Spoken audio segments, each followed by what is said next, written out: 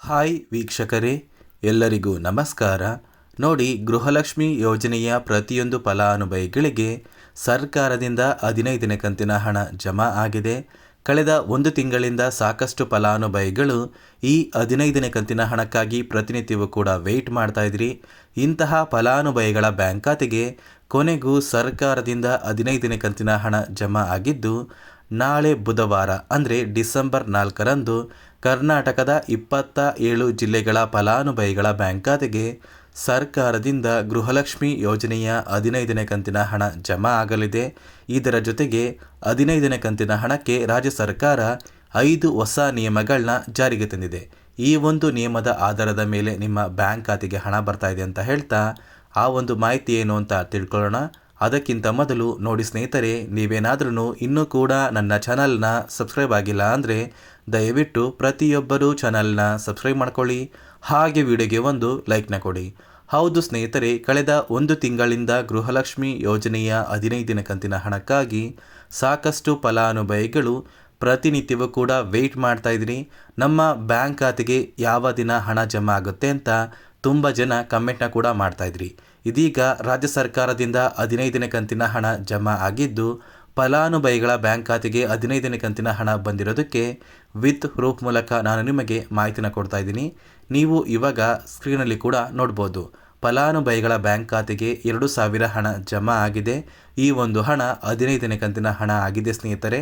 ನಿಮ್ಮ ಬ್ಯಾಂಕ್ ಖಾತೆಗೂ ಕೂಡ ನಾಳೆ ಬುಧವಾರದಿಂದ ಅಂದರೆ ಡಿಸೆಂಬರ್ 4ರಿಂದ ಜಮಾ ಆಗುತ್ತೆ ಅಂತ ಸಚಿವೆ ಲಕ್ಷ್ಮೀ ಹೆಬ್ಬಾಳ್ಕರ್ ಅವರು ಮಾಹಿತಿನ ಕೊಟ್ಟಿದ್ದು, ಬುಧವಾರ ಯಾವ ಜಿಲ್ಲೆಗಳಿಗೆ ಸರ್ಕಾರ ಹಣ ಜಮಾ ಮಾಡ್ತಾ ಇದೆ ಅಂದರೆ, ಮೊದಲಿಗೆ ಬೆಳಗಾವಿ, ಬೆಂಗಳೂರು ಗ್ರಾಮಾಂತರ, ಬಾಗಲಕೋಟೆ, ಬೆಂಗಳೂರು ನಗರ, ಧಾರವಾಡ, ಚಿಕ್ಕಬಳ್ಳಾಪುರ, ವಿಜಯಪುರ, ರಾಮನಗರ, ಗದಗ, ಚಿತ್ರದುರ್ಗ, ಹಾವೇರಿ, ದಾವಣಗೆರೆ, ಉತ್ತರ ಕನ್ನಡ, ಕೋಲಾರ, ತುಮಕೂರು, ಶಿವಮೊಗ್ಗ, ಬಳ್ಳಾರಿ, ಚಾಮರಾಜನಗರ, ಬೀದರ್, ಚಿಕ್ಕಮಗಳೂರು, ಕಲಬುರಗಿ, ದಕ್ಷಿಣ ಕನ್ನಡ, ವಿಜಯನಗರ, ಉಡುಪಿ, ಮೈಸೂರು, ಯಾದಗಿರಿ, ರಾಯಚೂರು, ಕೊಪ್ಪಳ, ಕಲಬುರಗಿ, ಹಾಸನ, ಕೊಡಗು ಮತ್ತು ಮಂಡ್ಯ ಈ ಜಿಲ್ಲೆಗಳ ಪ್ರತಿಯೊಂದು ಫಲಾನುಭವಿಗಳ ಬ್ಯಾಂಕ್ ಖಾತೆಗೆ ನಾಳೆ ಬುಧವಾರ ಅಂದರೆ ಡಿಸೆಂಬರ್ 4ರಂದು ಸರ್ಕಾರದಿಂದ ಗೃಹಲಕ್ಷ್ಮಿ ಯೋಜನೆಯ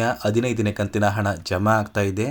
ಯಾರೆಲ್ಲ ಫಲಾನುಭವಿಗಳು ಇಲ್ಲಿಯವರೆಗೂ ಗೃಹಲಕ್ಷ್ಮಿ ಯೋಜನೆಯ ಒಟ್ಟು 14 ಕಂತಿನ ಹಣನ ನಿಮ್ಮ ಬ್ಯಾಂಕ್ ಖಾತೆಗೆ ಪಡ್ಕೊಂಡಿದ್ದೀರಾ, ಇಂತಹ ಫಲಾನುಭವಿಗಳಿಗೆ ನೇರವಾಗಿ DBT ಮೂಲಕ ನಿಮ್ಮ ಬ್ಯಾಂಕ್ ಖಾತೆಗೆ 15ನೇ ಕಂತಿನ ಹಣನ ಜಮಾ ಮಾಡ್ತಾ ಇದ್ದಾರೆ.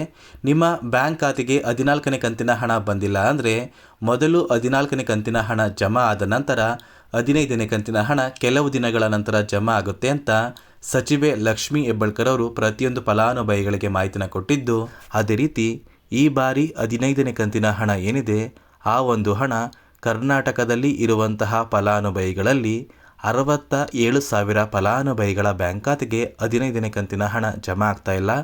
ಈ 67,000 ಫಲಾನುಭವಿಗಳ ಬ್ಯಾಂಕ್ ಖಾತೆಗೆ ಯಾವುದೇ ರೀತಿಯ ಗೃಹಲಕ್ಷ್ಮಿ ಯೋಜನೆಯ 2,000 ಹಣ ಇನ್ನು ಮುಂದೆ ಜಮಾ ಆಗೋದಿಲ್ಲ ಅಂತ ಕೂಡ ಸರ್ಕಾರ ತಿಳಿಸ್ಕೊಟ್ಟಿದೆ. ಯಾವ ಕಾರಣಕ್ಕೆ ಈ ಫಲಾನುಭವಿಗಳ ಬ್ಯಾಂಕ್ ಖಾತೆಗೆ ಗೃಹಲಕ್ಷ್ಮಿ ಯೋಜನೆಯ ಹಣ ಜಮಾ ಆಗ್ತಾ ಇಲ್ಲ ಅಂದರೆ, ನೋಡಿ ವೀಕ್ಷಕರೇ, ಸರ್ಕಾರ 5 ನಿಯಮಗಳನ್ನ ಜಾರಿಗೆ ತಂದಿದೆ.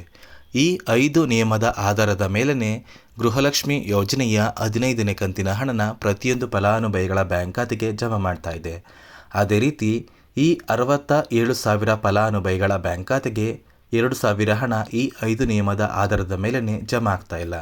ಹಾಗಾದರೆ ಮೊದಲ ನಿಯಮ ಏನು ಅಂದರೆ, ನೋಡಿ ವೀಕ್ಷಕರೇ, ಗೃಹಲಕ್ಷ್ಮಿ ಯೋಜನೆಯ ಪ್ರತಿಯೊಂದು ಫಲಾನುಭವಿಗಳು ಯಾರೆಲ್ಲ ಇದ್ದೀರಾ, ನಿಮ್ಮ ಬಳಿ ಇರುವಂತಹ ಒಂದು ರೇಷನ್ ಕಾರ್ಡಿಗೆ ನಿಮ್ಮ ಕುಟುಂಬದ ಪ್ರತಿಯೊಂದು ಸದಸ್ಯರ ಆಧಾರ್ ಕಾರ್ಡ್ನ ಕಡ್ಡಾಯವಾಗಿ ಲಿಂಕ್ ಮಾಡಿಸ್ಬೇಕು ಅಂತ ಸರ್ಕಾರ ಈ ಹಿಂದೆ ಒಂದು ಆದೇಶನ ಕೊಟ್ಟಿತ್ತು.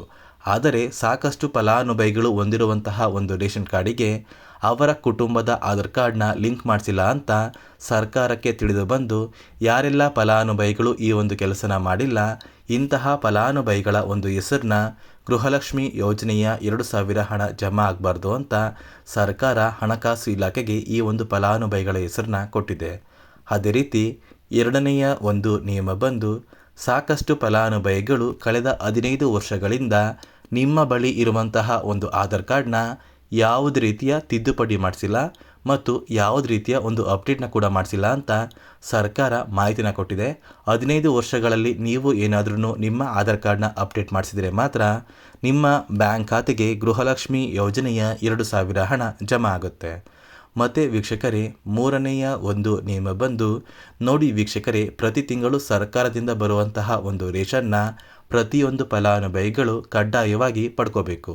ಅದೇ ರೀತಿ ಕಳೆದ 3 ತಿಂಗಳಲ್ಲಿ ಸಾಕಷ್ಟು ಫಲಾನುಭವಿಗಳು ಸರ್ಕಾರದಿಂದ ಬರುವಂತಹ ಒಂದು ಅನ್ನಭಾಗ್ಯ ಯೋಜನೆಯ ಒಂದು ರೇಷನ್ ಏನಿದೆ ಆ ಒಂದು ರೇಷನ್ನ ಪಡ್ಕೊಳ್ತಾ ಇಲ್ಲ. ಯಾರೆಲ್ಲ ಫಲಾನುಭವಿಗಳು 3 ತಿಂಗಳಿಂದ ಈ ಒಂದು ರೇಷನ್ನ ಪಡ್ಕೊಂಡಿಲ್ಲ, ಇಂತಹ ಫಲಾನುಭವಿಗಳ ಒಂದು ರೇಷನ್ ಕಾರ್ಡ್ನ ಸರ್ಕಾರ ಕ್ಯಾನ್ಸಲ್ ಮಾಡ್ತಾ ಇದೆ ಮತ್ತು ಯಾವುದೇ ಕಾರಣಕ್ಕೂ ಈ ಒಂದು ಫಲಾನುಭವಿಗಳಿಗೆ ಗೃಹಲಕ್ಷ್ಮಿ ಯೋಜನೆಯ 2,000 ಹಣ ಜಮಾ ಆಗ್ತಾ ಇಲ್ಲ.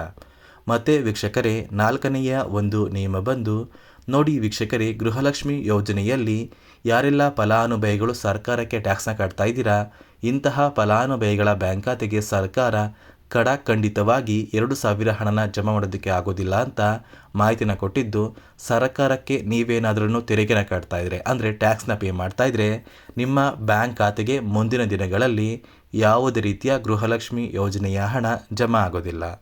ಅದೇ ರೀತಿ 5ನೆಯ ಒಂದು ನಿಯಮ ಬಂದು ನಿಮ್ಮ ಕುಟುಂಬದಲ್ಲಿ ಯಾವುದೇ ಸದಸ್ಯರು ಕೂಡ ಸರ್ಕಾರಿ ನೌಕರರಾಗಿ ಕಾರ್ಯನಿರ್ವಹಿಸ್ತಾ ಇದ್ದರೆ ಇಂತಹ ಕುಟುಂಬಕ್ಕೆ ಗೃಹಲಕ್ಷ್ಮಿ ಯೋಜನೆಯ 2,000 ಹಣ ಜಮಾ ಆಗ್ತಾ ಇಲ್ಲ.